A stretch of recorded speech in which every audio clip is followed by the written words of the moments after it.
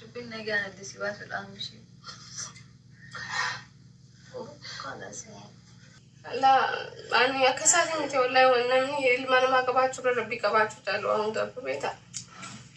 السلام عليكم ورحمة الله وبركاته يا المان رومود هجر جرت نكيني بدارة بجرات مرتكي سنوية ومتى قشتي أنا رف كنا روا في كنا مس ما تين كنا رفعت مرتكي سنو بعد جرت هما سنين جرا إني برا كما فيديو جلك بسين الراكاي كانت تي ما الراجع أني دبتني يومتي مئات وقولي قلاتي توجوان دبت تكن كبا فيديو تنرت الرقم ديسترت تناناس تجرتكم ولي قالت تويو أوبليتين تينيا على علمو على انتلا توشي ديمان تباين قمدا ما شاء الله مبروك عليك سنجيجرا قم جون تنتي ولي تسيفات أبت أوبليتي قال علمو تنتي المو خير رقدتك وان خير رورسيتي وان خير رقنو على أبديت نقول سيدو لربي سيفا قولو ربي والمغلاتو خير رسيك فاقول دي سنجرا inni biraa jechuudha akkuma viidiyoo si'asumaan imantu jira deemaa ilaalaa fi isinis gargaarsa waan ta'eef wujju kanaaf namni akkuma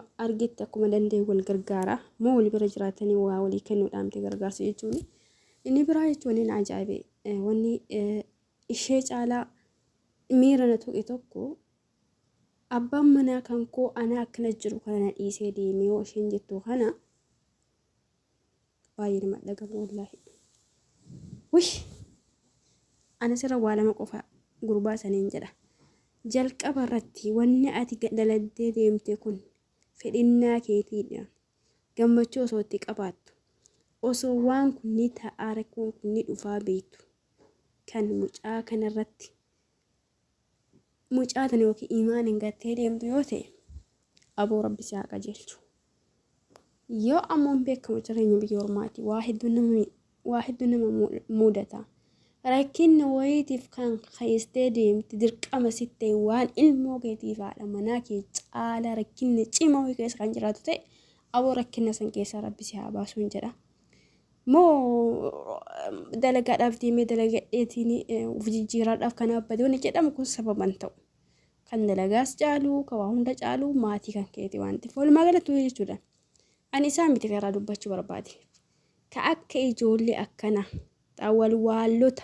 maqaa dhiira keenyaa balleessanii akka namni walii amanne taasisan hantuuta kama bakkuma argite seentu dhiira tokko jechuudha hundaa miti dhiirri tokko jechuudha tangalaa fi bayii isiisiif hin galle tangaroorri isiisiif hin galle tama faayidaa qofa si barbaaddu dhugaa silaanii arrabsi irraa dubbadha gaaru arrabni amanni keessanaa fi eeyyamu aadaan kan kootis aadaa bareeda qaba aadaa oromoo fi eeyyamu safuu cabsuun barbaadu walumaa galattuu jechuudha nama tokko jechuudha kan waan isaasiif hin galle kama bakkuma arge fakkaatu kan gaafa rakkoo kan keetii rakkoo siif hin qoonne kan gammachuu kan kee qofarraa argamu kan gaafa ati maallaqa qabdu qofa simatu kan gaafa ati milkoofte qofa siif gammadee siif jecha lafa dhiitu dhugaa kan silaa yoo ati rakkatte bakka rakkootitti si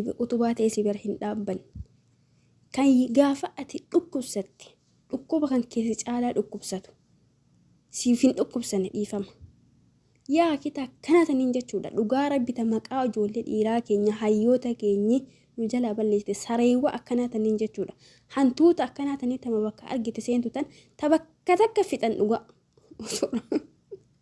rabbi nu abaasu nama lubbuu nama baasile rabbi nu taasisini walumaa galatti jechuudha dhugaa rabbii keessa sodaadha ilmoo dubaraatitti hin taphatina ilmoon dubaraa miskiina nuti miskiina afaan keenya kana hin laalina keessi keenya dhugaa rabbi abbaa fidhoosisitti balleessee dhufe dhiifama osoo hin jedhe dubartiin dhiifama irra dabartu garuu dhiirri takka hin sarmu tole hin jedhu sababni isaa maqaa ofiisa eeggata waan ta'eef walumaa galatti jechuudha dhugaa namni ilmoo namaatitti taphattan dubartiirraa baatee dubartii yoo miitu dhiirarraa baatee yoo dhiira darartu yaa akii namummaa sitti haa dhagamu wanni biraallee sitti hafu namummaa qofti sitti haa dhagamu waan biraallee yaada atuu didde atuu ilmoo garaa goosiftee biraa badda atuu yoo si ilmoo godhattu as hin barbaadu jetta Atu yoo isii ilmoo godhattee ilmoon kiyyaa miti yoo ati ilmoo kana ofirraa akkasiin goone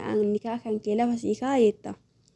Atu yoo maallaqa itti hin kennin bara ati jaartii tiyyaa miti jettee himatta. Gowwaan nana qajeelti ati waan baraan barbaaddu dhugaa. Osuma oofnu iyyuu araba keessa seenaa jira yaa rabbitti na laaffisi. Dhugaa rabbii keessa sodaadha. Ilmoo namaatiif hin taphatina. Mucaan tun dhugaa rabbii hogguu siisii akkasii boottu san osoo namicha san bira jiraadhe naan jette qalbii. Madri dhugaa rabbii waan qoosaa isinitti fakkaate osoo isi bira jiraadhe naan jette. Ilmoo dubaraa akkana miidhuun ani jaakiyaa argin cadhisu yoo humna itti dhaabee rabbuma kiyyaatti kadhaaf malee. Dhugaa rabbi duhaa qajeelchuun na keenyaatti. Nutis ijoolleen shamara rakkina guddoo qabna. Rakkinni nu qaamnu tokko guddaan dhiira bakka inni bahee isaa hin beekne. Dhiira maatii isaa hin beekne. Dhiira amantii isaa hin beekne. Dhiira namni kun gurbaan kun haqa rabbii eegaa salaataa jedhee waan isaa hin beekne. Aboo barbe namni haqa rabbii hin eenne ta'e dubararraalee dhiirarraalee haqa kan kee inuma eenne. Gurbaan salaata rabbii hin salaanne fatwa isin godhaan jiran diinii isin himaan jiru akka walii galaatii dubbataara. Dhuguma siin jedha.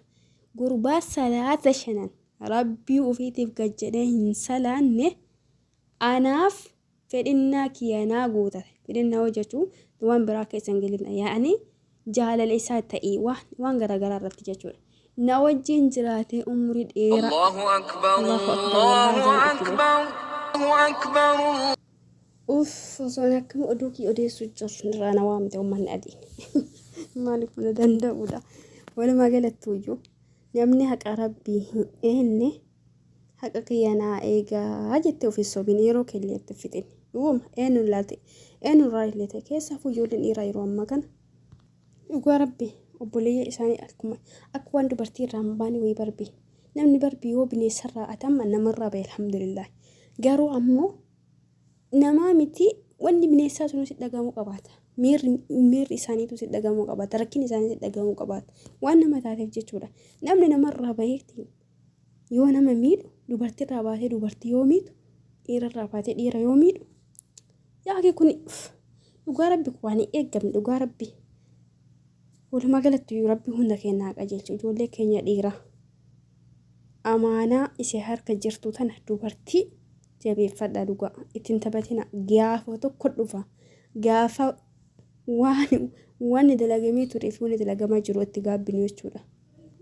Dhugaa rabbi kakkanaa kan nikinu anamni isa qofarra dubbataan jiru amma mucaa takka jechuudha karaa sooshaal miidiyaa kanarraa argee garaa qabdii ilmoo baatii sagalii jalaa miliqee badabbu malaa tapha itti fakkaate namni barbe geemii tiktookii kanarra yoo taphatani yoo himmooyuu argee akka mootamu beeke jalaa miliqa.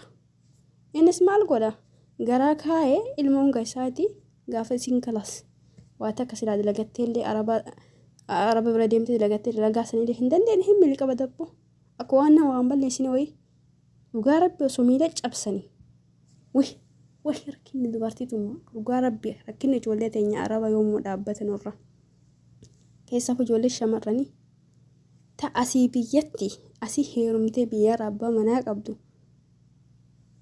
cinqiidha. Ta'asii heerumtee silaa jaarsa hojiidhaan gammachuudhaan jiraattu cinqiidha. Hundumtuyyuu kallattiin hundaadhaan wal cinqa. Yaa rabbitiin nu laaffis kaa dhugaa rabbi yaa rabbitiin nu laaffis rabbummaan nu haa laaffisu. Yoo rabbiin nu laaffis malee maaltu jira? Uummanni ijoollee akkamitti sila bultii ijaarratti? Warri bultii keessa jiru bultiidha akkanatti taphata. Yaa rabbitiin nu laaffis. Dhugaa rabbi obboleettii tiyya. Ani waan siif godhe hin jiru. Wanni siif godhe tokko jiraate du'aa siif kadhadha akka obboleettii kan kee tan akiraatitti, tan amantiititti, tan sabaatitti, tan ormummaatitti tan sii kadhu rabbiin waa irra caalu siif haa filatu sin jedha. Wanni irra caalu rabbuma harka qaba waan ta'eef. Kanaaf obboleeyyan keenya maammaduun tokko kan maqaa maammaduu qabatee kan waan maammaduu hin beekne dalagaa maammaduu hin beekne kan maqaa maammaduu balleessu. Maqaa Faaxee Muhammadoo kana ishee nama wartu nu baase alhamdulillah rabbi isaanii nu haa dheeressu nuuf ta'ee jira. Kanaaf hantuuta tama bakka argite seendu gara nagaran isaa kaa'amee lixxu tana dhugaa rabbi ofirraa eeggadha ijoolleen keenya shamarranii. Ofirraa eeggadha. nutis ijoollee shamarranii gaafa bultisseen waa hin filan yeroo san qofaadhaaf ilaalchuma yeroo san qabnu qofarratti xiyyeeffanna malee namni kun eessaa dhufa jireenya kiyyaaf ta'a hiree rabbi siif qooda dhugaadhaan kan afoon dhaabbadhu dhibbaa dhibbatti amana maali murtee rabbi afoon dhaabbadhu akka amantaa kiyyaatitti garuu kan sababa ta'u hoo anaa miti si'ii miti kanaa mitiire kanaaf namu yeroo isaatti sitti dhufu yookiin yeroo bartutti afaa isaa damma yookiin afaa ishee dammaadha garuu adeemsa keessa waan jijjiiramu hedduu jira kanaaf wal danda'uun dansaadha wal danda'uun bareeduudha ijoollee teenya shamarranii rabbi isin haa eegu rabbi isin haa filatu nama rabbiidhaan hin beekne naaf beekaa jettee hojiin jiraate atis ka dhiira atis ka dubartii ani asirratti amantii isin barsiisaa hin jiru akka waliigalaa irratti dubbataa hin jiru waan isin haa hubattani warroonni ilmoo keessan hin barbaannu jettan gaafa ilmoontu isin gaabbisiisu dhufa warroonni haadha manaa ofii akka hin taane gootan dhugaa rabbii irraa isin gaafachuuf ta'a dubartiin haqa qabdi yoo haqaa si kadhatte du'aayisuu si qeebalamta dhugaa gabba hin deebii yoo sin jette haqara gabbaatee deebuu dhabuu dandeetta yoo du'aayisuu irraa qeebalamte kanaaf jireenya xiqqashoo tanaadhaaf jireenya sila dhabii argitan yaani abjuu hirriba keessaa tanaaf osoo wal miidhuu baanne keessaaf bultii